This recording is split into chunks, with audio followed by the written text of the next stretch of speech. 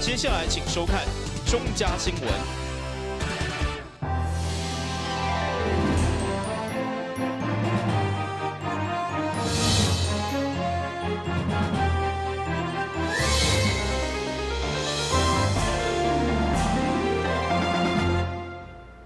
大家好，我是陈碧纯，欢迎收看5月10号礼拜5的中嘉台南地方新闻。咱先来关心议会市政总质询。台南市学生囡仔营养午餐，一天一人平均是36块，已经是6都上介价。所以议员蔡小薇就建议市府爱增加预算到40块，让囡仔加食一寡健康营养的食材。议员蔡小薇表示，观光会当提振地方的活力，不过认为东区这几年来已经算是观光的边陲，欠缺体验式的在地亮点，所以会中具体建议设立台南第一座户外雕塑公园，以及对巴克利公园作为起点，建立艺文生态游客专区，让东区的观光建设一个新的希望。刚刚市长所提到，我们赖前市长这个国立的科学教育体验未来馆的一个部分，那么它也进入了一个筹备阶段。可是本席仍然认为，市府团队有必要以更慎重、更积极的一个态度来看待我们东区一个整体性的发展。那本席在这边呢，也希望能给市长您几个意见哈。我有提议，希望可以在我们所谓的科学教育体验未来馆的这个建地旁边哈，我们来筹建一个所谓的这个台南首座的户外雕塑公园。我个人举双手赞成对于雕塑公园，但是就是说我们实质的内容应该是走哪一个方向，以及它的整个园区的规划，以及它可能牵涉到经费规模，这坦白讲我们都还在起步阶段，所以我跟蔡议员报告，我一定会跟您密切的配合，然后针对这个部分我们来思考。接选议员进一步锁定各种适合的营养午餐来关心，因为台南的营养午餐费用每一天每一人平均36块，竟然是6都上价，所以这个要求加补助到40块的食材费用。对此市长回应，费用偏低是经费有限，也是物价问题。菜色甲其他县市比较起来，敢是较歹，市府拢会好好检讨。台新闻管之林根采访报道。延续周刊报道，总统参选人赖清德4天内进出市府台北办公室5届，被质疑公器私用的风波。议员林勉就伫个总质询批评市府违反行政中立，让台北的办公室变成私人的竞选中心甲乌机关。对此，市长表示一定会严格要求行政中立，卖进一步评估办公室的效果、租金甲人事成本。议员林彦州的总质询依照媒体爆料，批评市府的北部办公室已经沦为乌机关，成为赖清德私人竞选办公室。强烈批评市府公器私用，毛外界质疑违反行政中立，要求市长裁撤加检讨。我们的市长刚刚在第一点已经讲过了哦，他不会就是借用这个地方而已，是朋友当天来为他加油打气。那呢，他也谈到说竞选支出，代表他已经要参选总统的民调了。那这样呢，我们北办适合吗？我再来说，到底台南市政府有没有公器私用？如果中间的效益评估不高的话，会考虑如同您所提到的，就是节省费用，不管是人员或者是地方，因为他地方1个月的租金也要5万多，我们可能会考量。需要议员搬出蔡英文甲赖清德林贤扛棒送上成功洋芋片的文创商品，看市长到底要送互送，互伊一定会成功，可见市长应变。他希望说他要成功，然后呢，这个是赖清德，他也想选总统，那他希望你给他成功。那这里面呢，你这一包成功洋芋片，是不是应该分享给他们2个人？你会分享给哪一位？我想把它拆成2半，要不然你这包借。你希望他们2个人都成功？好，非常有智慧。议员除了借北部办公室红坡来检讨市府的污机关，嘛叫你批评卫生局编6000多万成立的检验中心，结果107年食品安全客载抽检数却是6度上低，甚至质疑并无提供跨局处表达不满。电新闻管制林根采访报道。为去年8月23洪灾过后，北河东山地区的这些道路破损，高达一直拢无修复。议员张世贤伫个总质询表达不满，要求市长爱加关心溪北。市长嘛答应，无好的道路会等雨季过后，伫个年底来施作。议员张世贤一开始质询，就质疑市长敢有去过北河东山行搭，也无奈南92线对去年823风台破损到搭拢无修好，这偏乡的道路嘛拢是坎坎坷坷。为参像丐帮打高药，认为下情无上达，相当不满，要求市长加关心溪北。阮遐吼，这道路像丐帮啊，去食帮你知影无？这一步尔啦。阮遐吼，毋是九步帮主呢，迄100外步都补去啦。来，搁吼，你看，吼，这92线啦，来，搁用过，吼，搁用过这，啊，咱规拢锁去啊，啊，规个，啊，讲偌久啊？啊，无去做，啊，到底是要做无去做？这个部分真济路拢无面，拢无好，啊，阮就是上歹的先补，啊，一步一步来做。是讲去年的823人早嘛拢做好啊，啊，到即阵遮久啊，啊，我一步一步是当时咧一步一步啦。并毋是所有啦，所有路拢做好，咱会明年搁编较侪经费来做。议员除了关心道路的整修，对着江水大排整治，因为乌着文化遗址，结果整治进度一直拖。议员烦恼会搁再淹大水，所以强烈要求水利局甲文化局一定要尽速处理，因为未来梅雨季节可能再来大雨冲击。但新闻管制林根采访报道。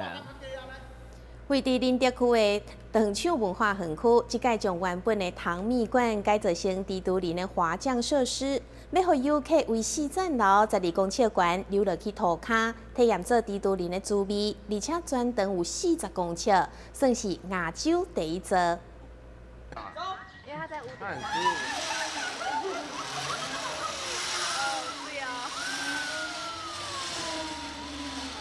游客对4楼悬的糖蜜罐跳落来，无到10秒的时间，就来到涂骹。过程当中，嘛会使做出各种的姿势，翕出精彩的相片，同时也会使看到整个园区的风景。这个叫做地都人的极限体验，拄推出就吸引了侪游客，连香港的游客体验完拢感觉非常的刺激好爽。就是跳下来第一下比较怕，然后就没有什么了。我觉得还好，挺好玩的。这个设施是对美国引进的专业设备，将旧的糖蜜罐改装，成为亚洲第一座的地都人极限体验设施。民众需要先爬上4楼悬的糖蜜罐，伫克服惊吓后跳落来，这也是一大考验。我们的糖蜜蜘蛛人呢，位于我们糖蜜3连冠的第2冠。那呢，它的内部空间呢，原先的设定是一个儿童游戏馆，在屋外部的空间部分本来是一个户外的垂降。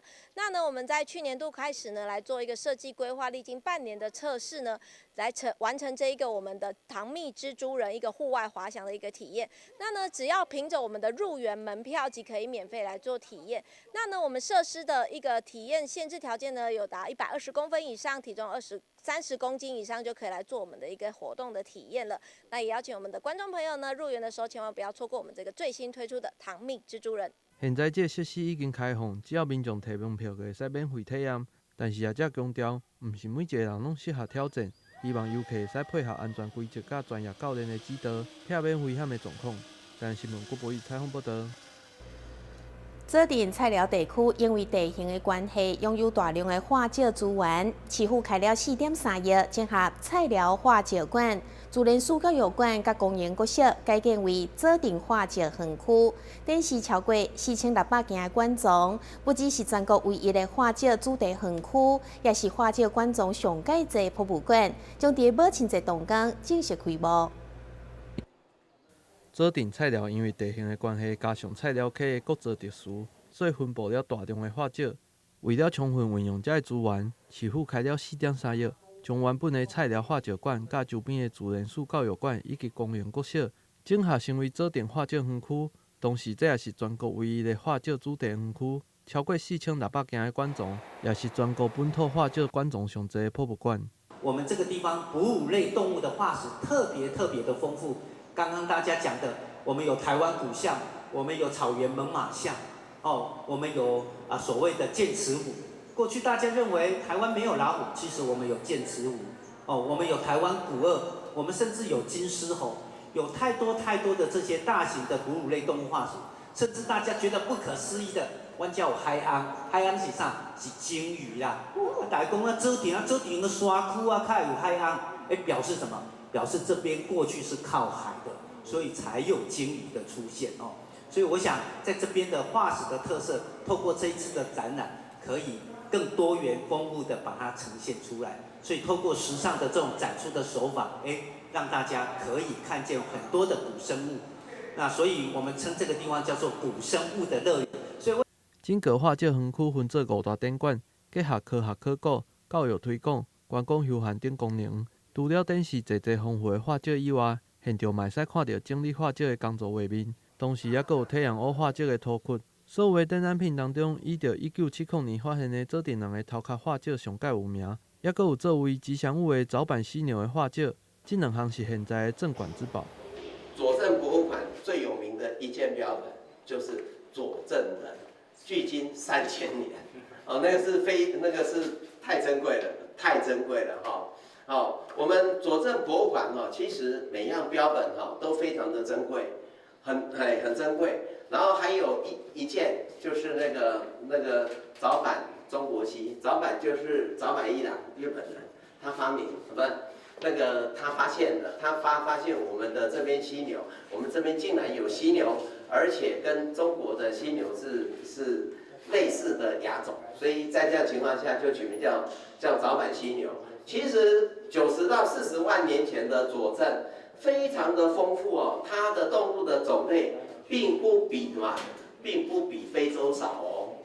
同时，花酒馆也有结合新科技，运用 AR， 让民众会使更加熟悉花酒。为了鼓励民众多多进场参观，现在5月份台湾市民也是免费的。母亲节当天也有安排纸风车剧团的表演，甲开园礼等侪好康。有兴趣的民众嘛会使行一抓指定的花酒园区。台湾新闻郭博义采访报道。第二款节马上登来新闻现场。消灭登革热，仔细清扫，立即做。饮水机水盘若有积水，要倒干净。花瓶旧水倒在土壤中，可以避免再次积水养蚊。花瓶底部、盆栽底盘要常常刷洗，避免蚊卵附着。不使用的水桶记得倒质量干净。别忘了食蚊鱼也是消灭孑孓的小帮手哦。防治登革热，清干净、倒干净、刷干净、晾干净，大家一起来。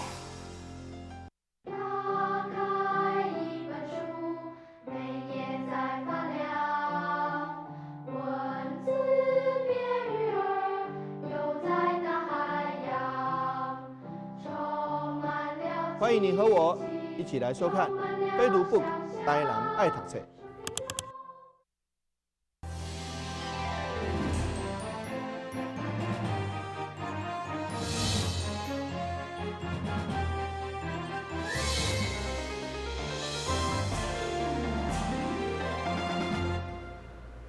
卫生福利部台南病院上午特别伫门诊大厅举办母亲节庆祝活动，除了歌舞表演以外，佮安排眼睛筛检、安宁疗护、结婚佮长照2.0的宣导，要互妈妈欢喜佮健康的过母亲节。母亲节特别到啊，真侪单位拢有举办相关的庆祝活动。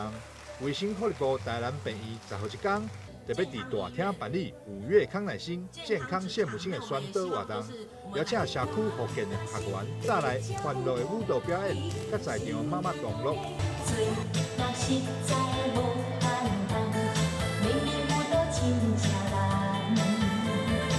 在这个母亲节特别重要的日子呢，大家齐聚一堂，为这些老人的高龄照护呢，一起来祈福。那也希望台南地区呢，所有的人跟爱我们的妈妈，那就像爱我们的土地一样，希望这里能够健康平安。除了歌舞表演以外，台南病院嘛伫现场安排眼睛筛检、安宁疗护、结婚以及长照2.0等宣导活动。让参加活动的妈妈会当了解定期筛检以及平时预防的重要，照顾好家己以及家庭的健康。台南新闻张伟忠采访报道。探到妇联会举办母亲节活动的时机，池里时尚美学管理协会也伫现场举办英法族行动美容的义长杯比赛。王丽婷理事长积极推广行动美容的课程，除了希望让女性朋友愈来愈水，也希望帮助世界的中年妇女学到一技之长。运用专业除粉刺的仪器，非常小心注意来帮长者去除掉面上的杂质。让面上的皮肤会当更加光骨、更加美丽。行动美容伫咧池里时尚美学管理协会推广之下，愈来愈侪人熟悉，嘛愈来愈侪人做回来学习，做回来体验。景气很不好，那我们很多职业妇女她们也找不到工作了哈。那找不到工作，那想说，哎，那不然就学一个行动美容，她不用店面，她可以四处，比如说啊，我可以跟美发店配合，还可以跟餐厅的配合。我那个简单的仪器就可以到外面有没有去跟很多业界配合，也可以去做家庭式的一个护肤了哈。那我当时觉得说，哎，这个课程来讲，对我们妇女，她现在目前找不到工作，我觉得这个工作蛮好的，所以我才开发这个课程。可是这个课程是在我们105年的劳动部云嘉南分署，针对中高龄的妇女所开的课程哈。那我们觉得开得不错，成果展也做得很好。之后呢，我们再跟学校大专院校合作。那大专院校的大学部里面呢，我们也把这行动美容科技这个实务的课程呢，又搬到我们的大专院校里面。那我们学生未来他之前呢，他要就业之前呢，先做职场的一个先训练。行动美容因为无受场地限制，因此成本相对较低。但是因为运用高科技的仪器，所以卫生安全袂引起过敏。我是唔捌咧做面啦，因为我的皮肤容易感过敏我头摆有摕镜我看，伊的面吼袂歹，伊会亮。我若板面吼，面会过敏。嘿啦，迄板面吼我唔敢板啦，所以我拢无咧保养，科技较好啦，袂我逐个讲安尼做吼，就是去板面的咧，袂真舒服啦。来学习行动美容的学生，无论是已经学3档，或者是第一届来学的，拢认为安尼的美容方式真正足好，因为行动美容随时随地拢会当操作，相当省时间。高科技的体验跟一般我们在斑明的那个感觉是不一样，因为一般斑明那个它会对皮肤会比较痛，那这个它是不痛的，然后它可以彻底的渗入我们的皮肤，到皮肤里面做导入，然后让自己的皮肤会有拉提，然后逆龄的那种效果。接触这个行动美容的时候，是因为有王理事长在招生，问我们说要不要来一起学个第二专长，那所以想说，学这个专长不错哦。反正也不用到很多时间，而且可以自己也美了。爱水会当讲是女性的天性，有这款的行动美容，结合着高科技的仪器甲方便性，只要正确学习有关皮肤的相关知识甲操作的流程以及技术，妇女朋友得当加一项专长，嘛免烦恼无头路啊！咱新闻王子豪采访报道。根据2018年统计资料，大约有9000外人等待器官移植。不过，却只有337位捐赠者，显示伫台湾器官捐赠的观念也有真大的推广空间。生死接线员这出戏都有相关的探讨，有兴趣的观众朋友会当锁定中嘉 BBTV 的宝月电影院来收看。有多处擦挫伤，快通知天下万科，开工上医院看吧。过几天就会开始器官衰竭。方妈妈有没有考虑过器官捐赠？医疗职人剧《生死接线员》描述器官移植捐赠协调师的工作职责，如何在捐赠者和家属无法认同器官捐赠的理念下，能否让他们重新思考，当生命面临终结时，能否有不同的选项，延续生命的大爱？我们难道什么都不做吗？不，我们一起去跟他要点东西回来。导演邱浩中表示，器官移植捐赠协调师是一个特别的工作，透过女主角雨读担任协调师，让我们有机会重新思考生与死的议题。所谓的生命的延续，有很多东西不光是这个人存在，而是他留下了一个什么样的东西。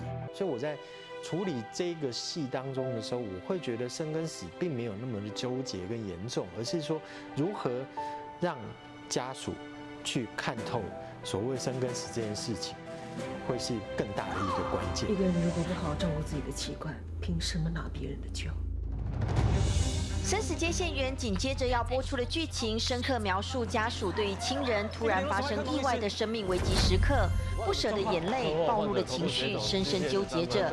而这时器捐协调师的介入，能否达成生死两相安，在捐赠者和受赠者以及家属之间做到圆满？你要我接受什么？5月2号播出的医疗职人剧《生死接线员》开出了收视红盘，还没有追剧的观众朋友，订阅中嘉 BBTV Catch Play 包月电影院，锁定强档戏剧，了解器捐医疗的第一线工作者在生命逝去和延续之中的努力，会让生命有更多不同意义的存在方式。中嘉新闻新北市综合报道。新闻最后赶快来关心气象。